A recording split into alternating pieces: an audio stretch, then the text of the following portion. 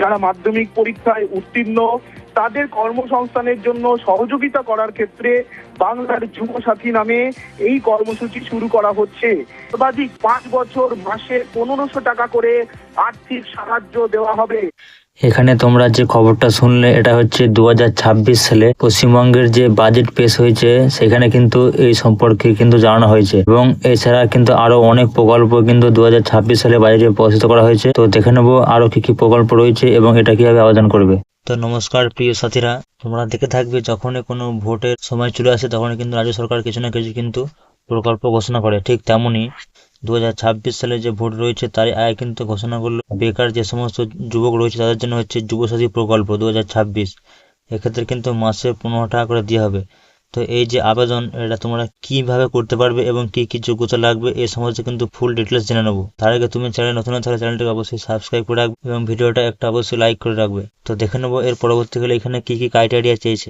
এক্ষেত্রে প্রথমেই বলে রাখি এই যে যুবসাথী প্রকল্পটা চালু করা হয়েছে এটা হচ্ছে রাজ্যের যে 2026-এ যে বাজেট রয়েছে তাতে সেক্ষেত্রে কিন্তু এটা উল্লেখ করা হয়েছে।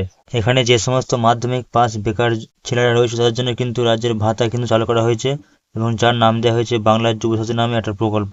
রাজ্যের যুব সমাজের জন্য কিন্তু এই নতুন প্রকল্প চালু করা হয়েছে। এই যে সামনে বৃহস্পতিবার বিধানসভায় যে রাজ্য বাজেট পাস হলো সেখানে কিন্তু বাংলার যুবসাথী নামে এই যে নতুন প্রকল্প সেটাই ঘোষণা করেছে যে রাজ্যের যে স্বাধীন দায়িত্বপ্রাপ্ত মন্ত্রী আছে চন্দ্রিমা ভট্টাচার্য সেই কিন্তু একগুচ্ছ প্রকল্প কিন্তু এক্ষেত্রে উদ্বোধন করেছে। এই ক্ষেত্রে বলা হয়েছে এই প্রকল্পতে যদি তোমাদের বয়স 21 থেকে 40 বছর বয়সের মধ্যে হয়ে থাকে এবং তোমরা যদি বেকার থাকো তাহলে তোমাদেরকে প্রত্যেক মাসে কিন্তু 1,500 টাকা করে দেওয়া হবে রাজ্য সরকারের তরফ থেকে। এই বাজেট অধিবেশন শেষে সাংবাদিক সম্মেলনে কিন্তু মুখ্যমন্ত্রী মমতা বন্দ্যোপাধ্যায় কিন্তু এই প্রকল্পের কথা জানিয়েছে। বাজেটের নথি অনুযায়ী বলা হয়েছে যে মাধ্যমিক পাস করলেই কিন্তু এই প্রকল্পের সুবিধা পাবে বাংলার যুব সমাজ, অর্থাৎ 21 থেকে 40 বছর বয়সী যারা মাধ্যমিক পাস করেছে এবং বেকার আছে তাদের জন্য কিন্তু এই প্রকল্পটা।